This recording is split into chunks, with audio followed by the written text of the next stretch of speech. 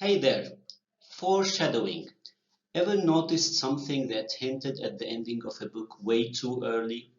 Well, we call this foreshadowing. It's a powerful tool that writers use in their literary works. In this video, I'll provide you with the definition of foreshadowing, why do writers use it, examples, the different types of foreshadowing, and a quick recap. So let's get started. Foreshadowing is a literary device where the author gives hints or clues about events that will happen later in the story. These hints might be subtle, like a single line of dialogue, or more obvious, like a dream or a warning. So the basic definition is it is a hint or a clue about something that will happen later in the story. So why do writers use this technique, let's say? Maybe to build tension or to prepare the reader or the audience for bigger or more important incidents or big events that are about to happen in the story. Or maybe just to make the story feel more connected and meaningful. Of course, there are many other reasons. Now, let's get started with the examples. One of the most famous examples comes from Romeo and Juliet by William Shakespeare. At the beginning of the play, the two lovers are described as a pair of star-crossed lovers. So, from this line, this short phrase foreshadows the tragedy that awaits the two lovers. So, Shakespeare here gave us a hint that something tragic will happen to the two lovers by the end of the play. So, this is foreshadowing. Like we got a hint at the beginning that something bad is going to happen. It could be also something good that is going to happen later in the play or the story. Let's talk about the types of foreshadowing. It doesn't have to be a sentence or a line in the film or the story or the play as in the previous example. It could be the title of the story itself. For example, the title itself foreshadows what is going to happen later in some cases.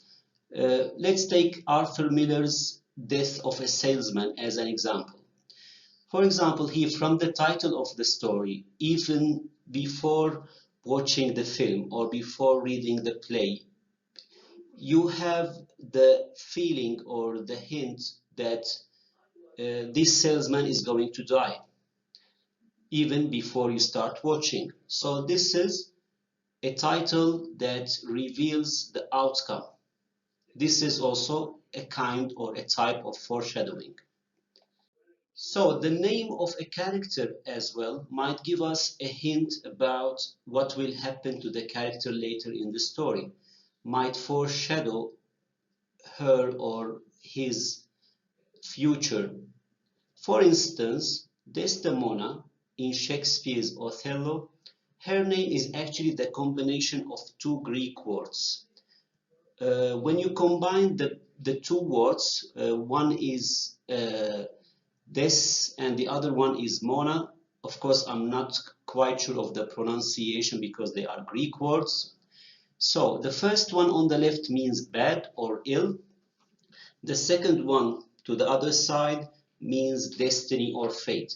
So when you combine them, the word becomes ill-fated. And this is exactly what happens to her by the end of the play. Othello kills her regardless of her plea. So from her name, we could foreshadow her fate or her future or her tragic end. So this is another type. Foreshadowing also can be observed from the cover of a certain book. Take this book, for example. From the cover, you can understand that there are books and these books are going to be burnt. So not only the cover, it could be any scene or symbol at the beginning of a play or a novel or a story that symbolize or gives us a hint about what's going to happen later. So this is also a kind of foreshadowing. To recap, foreshadowing makes the story feel like a puzzle where all the pieces were there from the start. The reader just didn't realize it yet. Once again, the definition of foreshadowing: a hint or a clue about something that will happen later in the story. So, next time when you are reading a book, watching a movie, and you see or witness something that feels like a clue, remember that this might the writer foreshadowing something. So let us know in the comments, have you ever spotted a great moment of foreshadowing in a book, series, or movie? Share your favorite examples. Thank you. I'll see you in the next videos.